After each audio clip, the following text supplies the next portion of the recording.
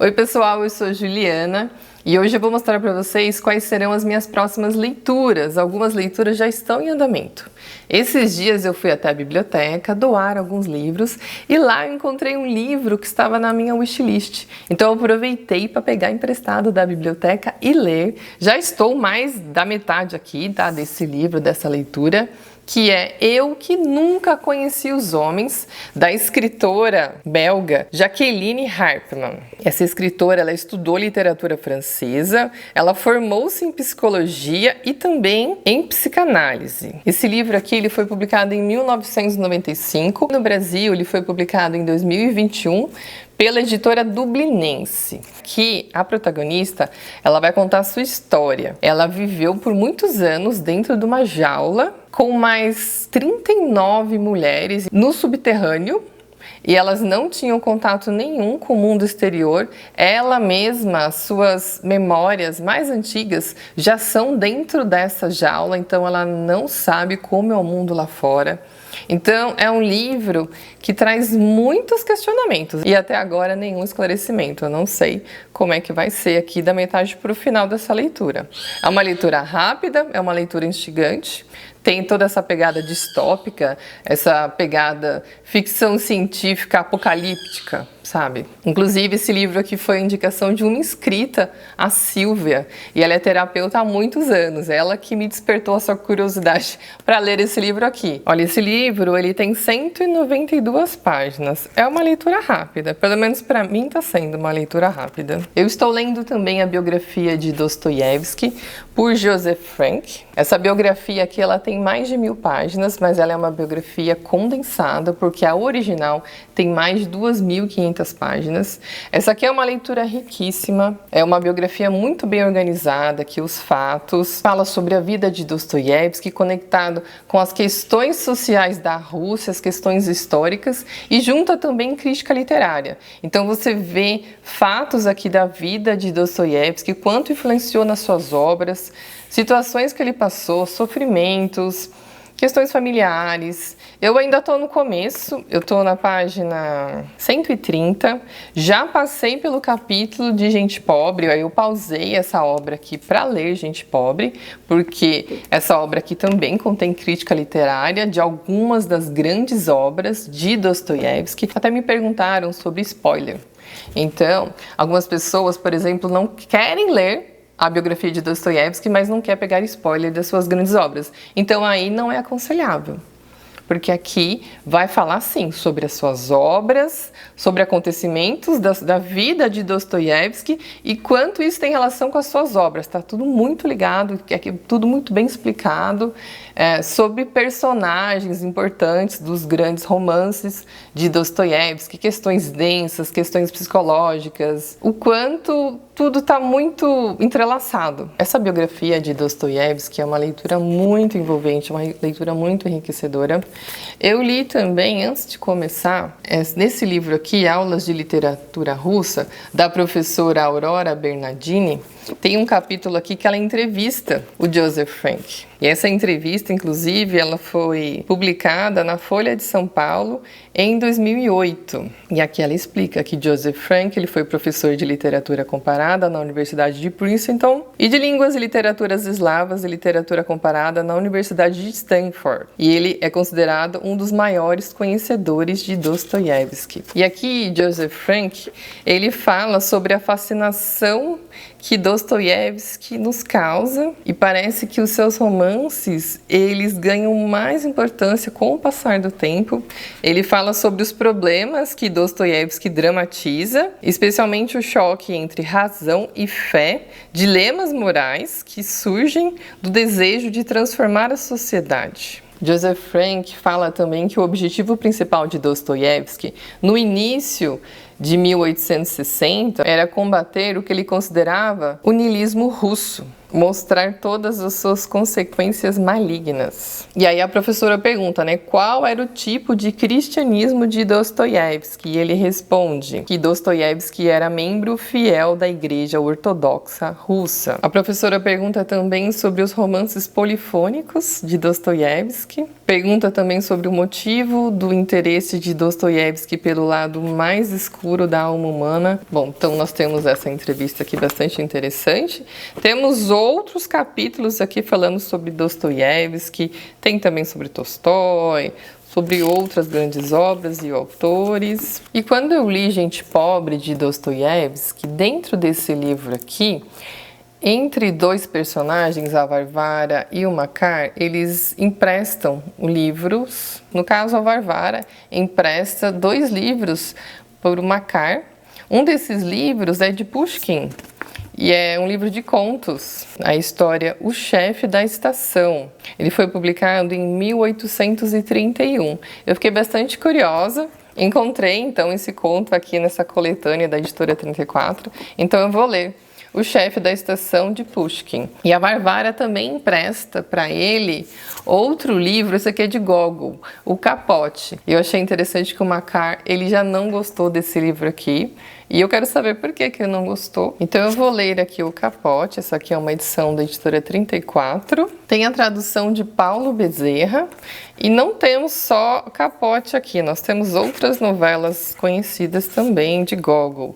Temos aqui Diário de um Louco, O Nariz, Noite de Natal e Vi. Pushkin e Gogol foram 2 grandes autores que influenciaram Dostoiévski. Eu li Sonata Kreutzer, gostei demais. E agora eu pretendo ler então Padre Sérgio. Essa edição aqui da Todavia, ela tem a tradução de Rubens Figueiredo, ela tem as 4 grandes novelas de Dostoiévski, que são Felicidade Conjugal, A Morte de Ivan Ilitch, Sonata Kreutzer, e agora, aqui eu vou ler, que é Padre Sérgio. Eu tenho também essa edição aqui da Companhia das Letras. Ela tem a tradução do russo de Beatriz Morabito, Pós-Faços de Samuel Titan Jr. e Boris Schneiderman. Padre Sérgio foi publicada só depois da morte de Tolstói.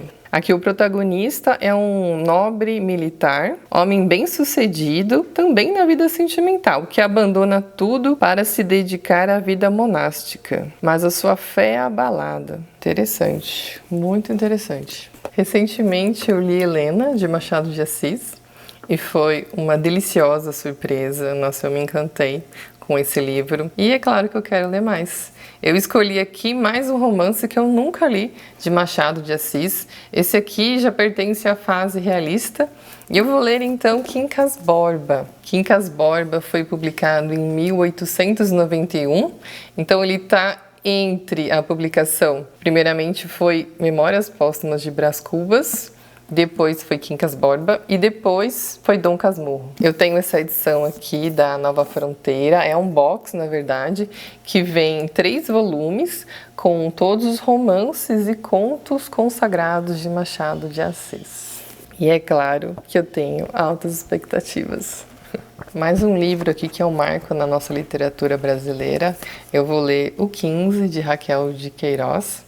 Esse livro aqui ele foi publicado em 1930 e foi o romance de estreia da autora. Ela era bastante jovem na época, ela tinha apenas 20 anos.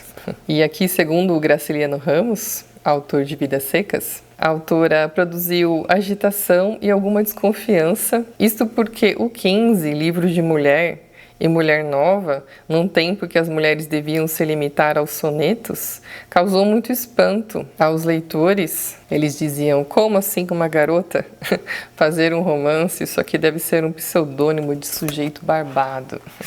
Esse livro foi publicado pela editora José Olímpio e tem um pouco mais de 200 páginas.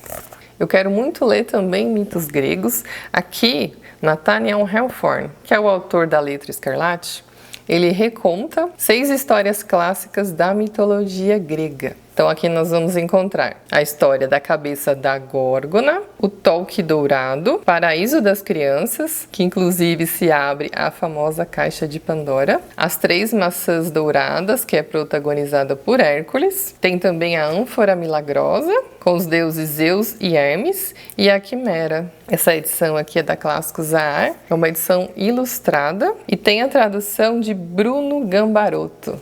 Esse aqui é um livro que eu quero ler já há bastante tempo e eu fico sempre enrolando, por isso eu vou colocar nessa lista aqui de próximas leituras, que eu faço o meu compromisso aqui com vocês também. É A Literatura em Perigo, de Todorov. Olha só que interessante. Uma concepção estreita da literatura, que a desliga do mundo no qual ela vive, impôs-se no ensino, na crítica e mesmo em muitos escritores. O leitor, por sua vez, procura nos livros o que possa dar sentido à existência, e é ele que tem razão. Esse livro foi publicado pela editora Bertrand Brasil e tem quase 100 páginas. E é interessante aqui que Todorov ele começa com a invocação do amor pela leitura, a casa cheia de livros, romances devorados, toda aquela vibe do leitor apaixonado, né? Vamos ver o que essa leitura aqui vai trazer. Ele está catalogado como literatura, filosofia, história e crítica. E uma leitura que está em andamento e vai continuar em andamento por bastante tempo ainda, que é A Montanha Mágica, de Thomas Mann.